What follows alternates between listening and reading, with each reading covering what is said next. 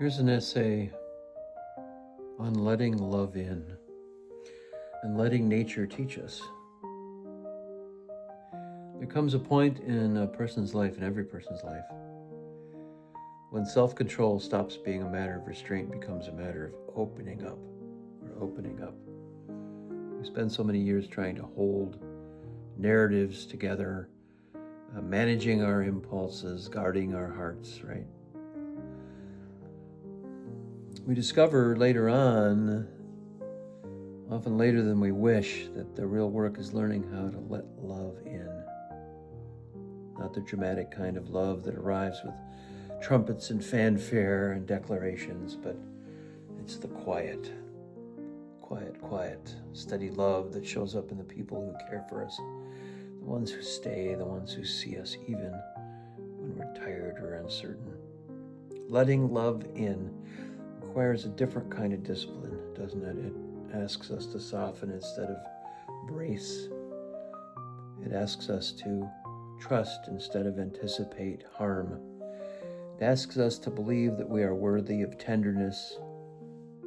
We are tender. And that kind of belief, well, it takes practice, it takes patience. It takes a willingness to stop rehearsing old fears and start practicing gratitude. Replace fear with gratitude. What a beautiful transition. A graceful transition in one's life. Nature has been a great teacher for me. Not in a grand way, but in the small rhythms that unfold around me every day, like a tree that does not rush its growth. A river does not apologize for its direction. A bird does not question whether it deserves the sky. They simply exist in the truth of what they are, and in doing so, they remind me to breathe a little deeper, to unclench the parts of myself that have been holding on just a little too tightly.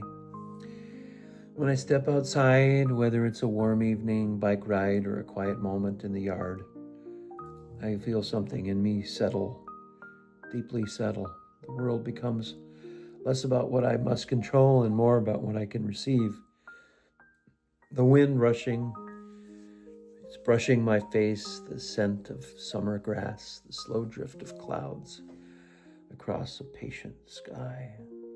These things, they ask nothing of me except presence. Presence, I've learned, is the doorway through which love enters. If we have a calm, open presence, we can absorb so much beauty, I think. It's all in the presence we choose. I treasure each day in a way that maybe I didn't even 5 or 10 years ago or 20 years ago. Not every day is perfect, far from it, but because each day is finite, it's therefore sacred. The morning light spilling across the kitchen table, the sound of my wife's voice, the quiet resilience of my father, the courage of my son, the simple act of being alive in a world that still offers beauty. So letting love in is not a single moment of revelation. It's a daily practice, like tending the garden. Some days the soil is soft and welcoming, other days it's stubborn and unyielding.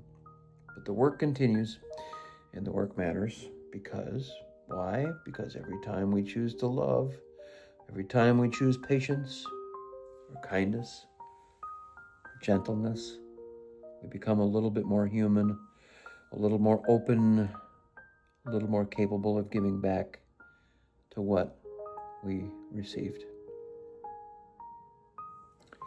Letting love in and letting nature heal us.